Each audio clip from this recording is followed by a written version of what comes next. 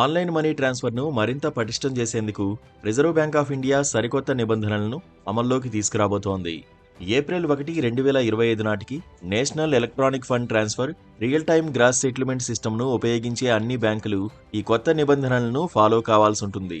నిధుల బదిలీలో పొరపాట్లను నివారించడానికి, మోసాలను అరికట్టడం కోసం లబ్ధిదారుల ఖాతా పేరును ధృవీకరించే సదుపాయాన్ని అందుబాటులోకి తీసుకురాబోతున్నట్టు ఆర్బీఐ ఓ ప్రకటన విడుదల చేసింది. ఈ కొత్త సదుపాయం ద్వారా డబ్బులు ట్రాన్స్ఫర్ చేసే వ్యక్తి, లబ్ధిదారుల పేరును తెలుసుకునే వీలు కలుగుతుంది. చెల్లింపుదారు నమోదు చేసిన ఐఎఫ్ఎస్సి కోడ్ ఆధారంగా లబ్ధిదారుని బ్యాంకు సిబిఎస్ నుంచి ఖాతాదారుడి పేరు బదిలీ చేసే వ్యక్తికి కనిపిస్తుంది. నగదు బదిలీ చేసే ముందు ఆ పేరు సరైందేనని ధృవీకరించుకున్న తర్వాత చెల్లింపుదారుడు ట్రాన్సాక్షన్ను పూర్తి చేసే వీలు ఉంటుంది. ఒకవేళ లబ్ధిదారుడి పేరు కనిపించకపోతే ఆ ట్రాన్సాక్షన్ చేయాలా వద్దా అనేది చెల్లింపుదారుడు నిర్ణయించుకోవాల్సి ఉంటుంది.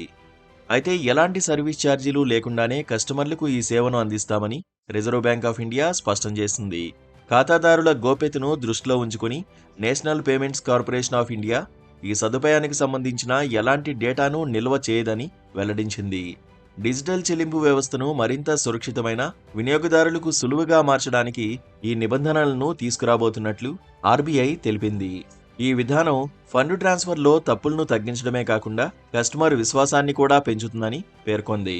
ఒకవేళ ట్రాన్సాక్షన్ సంబంధిత వివాదాలు తలెత్తినప్పుడు చెల్లింపుదారుడి బ్యాంకు, లబ్ధిదారుడి బ్యాంకు వివాదాన్ని ప్రత్యేక లుకప్ రిఫరెన్స్ నెంబర్, సంబంధిత లాగులను ఉపయోగించి పరిష్కరిస్తారని కూడా ఆర్బీఐ తెలిపింది. ఏప్రిల్ 1, 2025 నాటికి national electronic fund transfer real time gross settlement సిస్టమ్ను ఉపయోగించే అన్ని బ్యాంకులు ఈ కొత్త నిబంధనలను ఫాలో కావాల్సి ఉంటుందని సమాచారం.